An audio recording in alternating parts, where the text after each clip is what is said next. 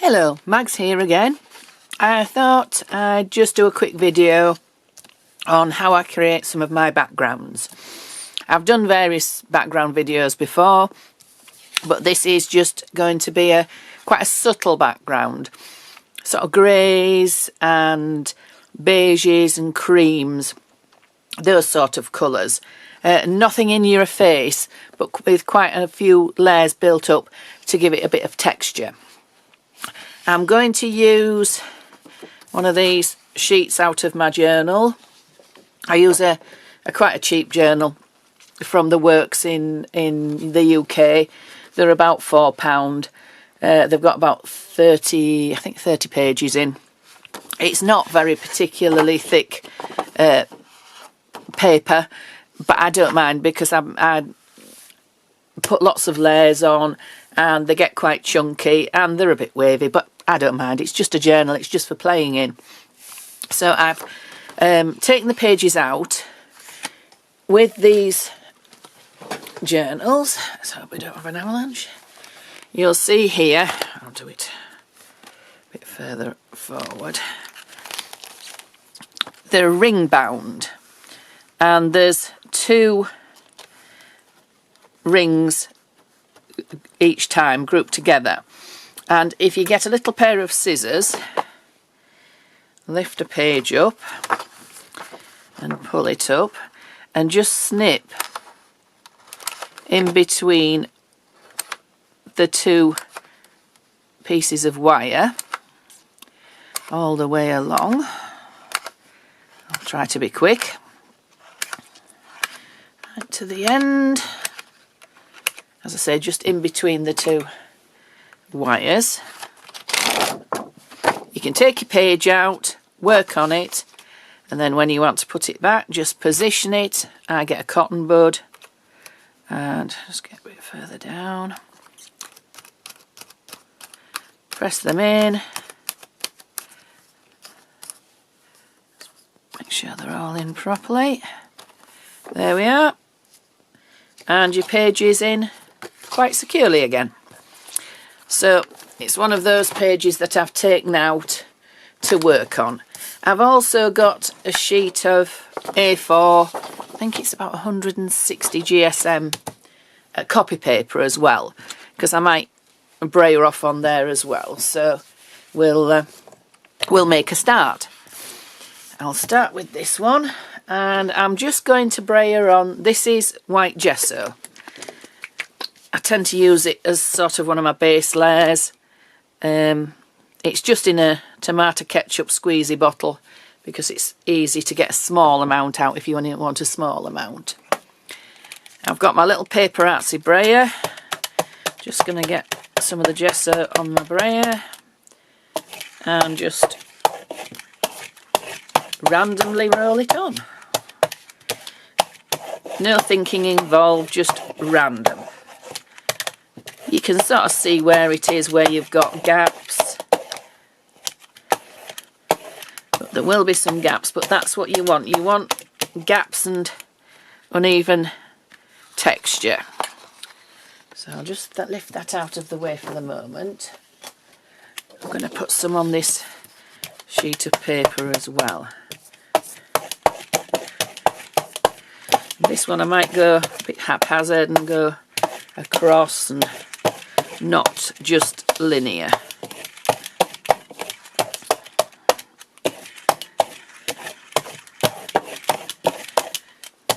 The idea is that you're getting a little bit of texture onto your paper with your gesso, and the gesso also acts as a resist, so you get different effects with whatever you put on the top. I'm not going to clean this up because I'm going to keep putting things on there, so I'm just going to excuse me, keep going. Right, now this is a PaperArtsy Mattint. It's, if you think about it as a coloured matte medium, it's a tint really. It's completely transparent, so it doesn't cover whatever it goes onto. If you've got say a napkin or some tissue with a design, and you put this on the top, you can still see it there. It doesn't obliterate it, it doesn't cover it up, it's just adds the tint. It can be, depending on how much you put on, it can be quite subtle. So I've put a bit out there to brayer on. We'll come back to this one here, and we'll just go randomly.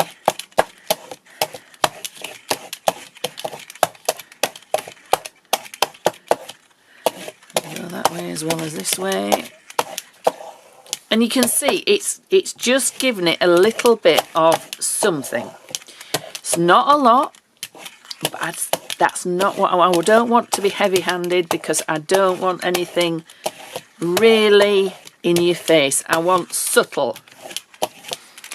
So hopefully you can see there we've got some subtle greys, but some texture from the brayering marks.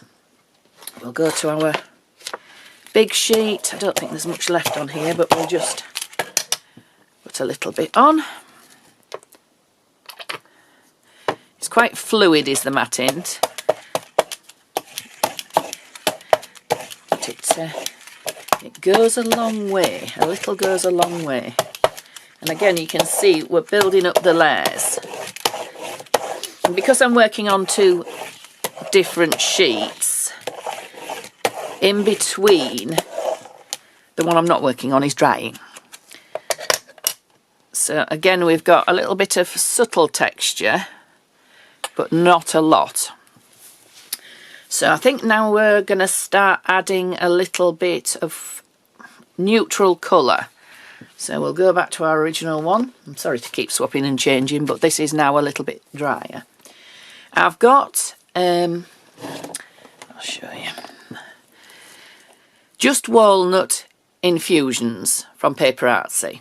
I use them a lot, and I've made a solution of the just walnut infusions and water, made sure it's well and truly, the crystals are well and truly diluted, and then put them into one of these little spray bottles. I use these a lot. I love my infusion sprays, as I call them. So I'm just going to add a little bit of the just walnut. I'm going to go all over. And then what I'm going to do is just brayer it on.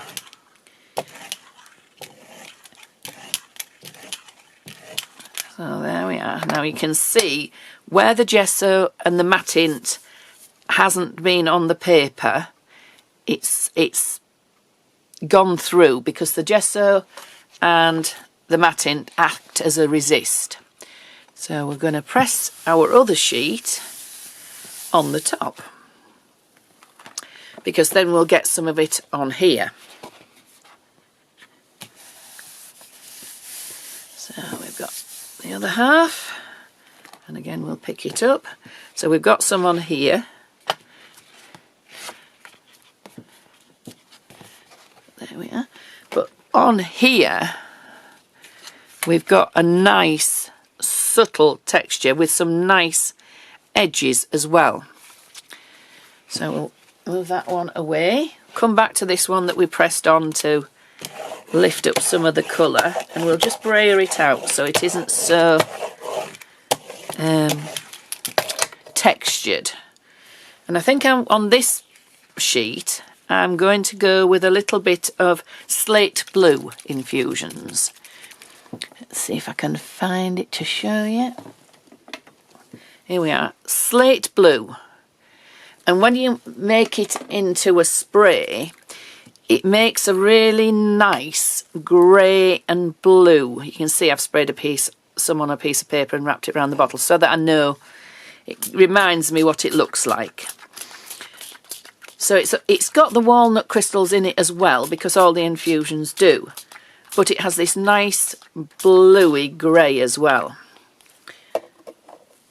So I'm going to just brayer that about a bit. across, and you'll see we're getting nice textures where there isn't the resist of the gesso and the Mattint, as I say. I'm going to do the same as I did with the other one and pop my second sheet on the top and then lift it up so that I pick some of that up and it isn't wasted. I'll put that over there for a minute. Just brayer it again. And if you don't like the effects you're getting, now that I quite like that pattern. It's maybe a little bit darker than I wanted, but I am liking that, so I'm going to pick that up and move it and let it dry. I may dry it with a heat gun, but again we're working on this and we're getting very subtle. So here we are. It doesn't look much, but when you see it in person, it's really nice, and you get some nice, very, very subtle textures. So I'm going to go over the top with a little bit of chalk, Fresco Finish chalk acrylics, basically because I want another layer. So we'll pick that up and on our brayer and just go over a little bit so we get more layers and more texture. Now a lot of people when I do this think, what on earth has she done? She's created all those layers and she's just covered them up. But the thing is, you get more depth with the more layers you have. So I'm going back to my other piece, and it's all about creating layers and depth, and it really does make a difference. It's one of the main things that I learned off Seth Apter. He's absolutely brilliant, and he said you're only ever one layer away from magic, and it's true. If you stop before it's really there, you'd be disappointed. But if you keep going, even though you think you shouldn't and you think, I don't want to cover that up, sometimes, I will admit, I'd go an extra layer and think, why did I do that? But most of the time I think, oh, I'm so glad I did, because it's like this one.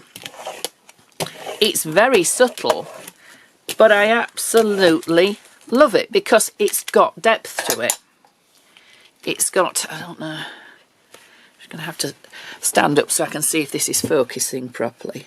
I don't know if you can see the depth in there.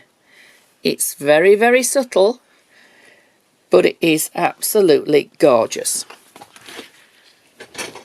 This was what I was aiming for. So you can see the just walnut coming through, you can see the slate blue, because sometimes if one layer isn't dry before you put the next on, it will soak through, but that gives quite a magical effect. So experiment and do somewhere the underneath layer isn't dry, or do somewhere you dry every single layer in between. Just keep going and keep trying, and you'll get some really, really nice papers. Now that one I'm going to stop because I think that is just right. This isn't just there yet. It's not quite there. So I'm going to put some more slate blue.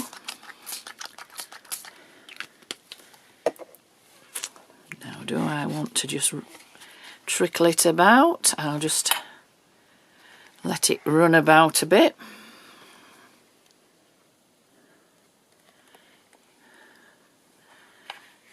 And I'll just give it a very, very quick blast.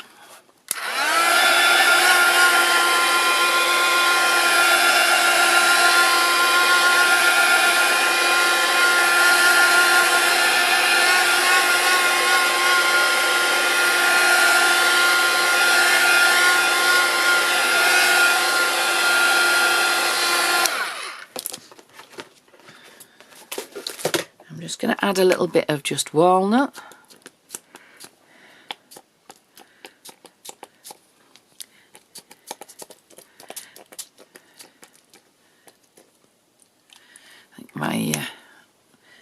nozzle needs cleaning on that one. It's blocking up a little bit. Just get that off there so it doesn't run. Right, another little quick blast.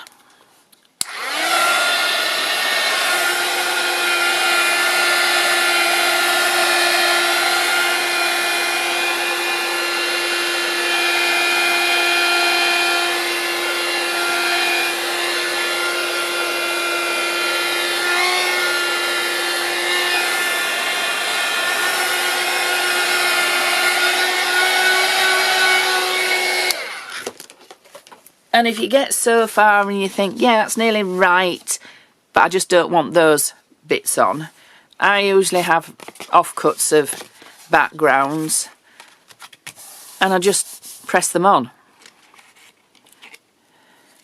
And you pick up bits. Sometimes you leave bits from your backgrounds if you've got infusions on your backgrounds already. So you'll end up with extra bits. So we've got some extra bits on there. Let's have just a random piece of paper, just to get those bits up. I don't want the big marks, I want the little... There we are. You see that start of a background as well. So there we are. Now that is different to the other one, but just as nice. I'll just give it another quick blast and then I might add some chalk Fresco Finish paint on the top.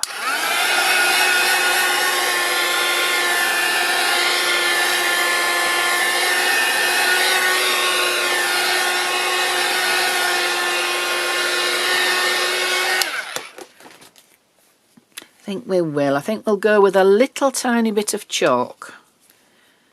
What I might try is mixing a bit of chalk with a bit of the ash Mattint and see what happens. About equal parts of each. We'll just brayer them together and see what we get.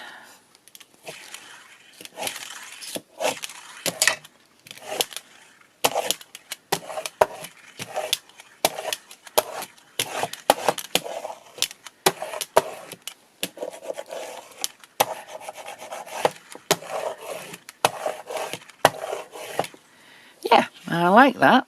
I like that a lot. As I say, it's similar but different to the other, but it's got a lovely, very subtle texture. And then if you want to add some extra bits, what you can do is, this is PaperArtsy Ink and the Dog. Backgrounds 3, BG3. See if this is dry enough. I don't want to get paint on my stamp. That one isn't quite dry enough, but I think this one might be, so we'll go with, yeah, that's dry enough. So we'll go with this. Find the right way up, that way. And I'm going to use very subtle Hickory Smoke. This is a Ranger Distress archival ink. So it's one of the distress colours, but it's an archival ink, which I like because then it doesn't move when it's put onto a surface. Right. So I'm just going to add plenty of ink to my stamp. I'm not putting it on a stamping block, and I'm just going to randomly add bits on the page. Not particularly planning what I'm doing or where I'm going. I am keeping to the format of the stamp, but I'm not particularly planning. And you see, there we are, they've got a really subtle background with the stamping fading in and out.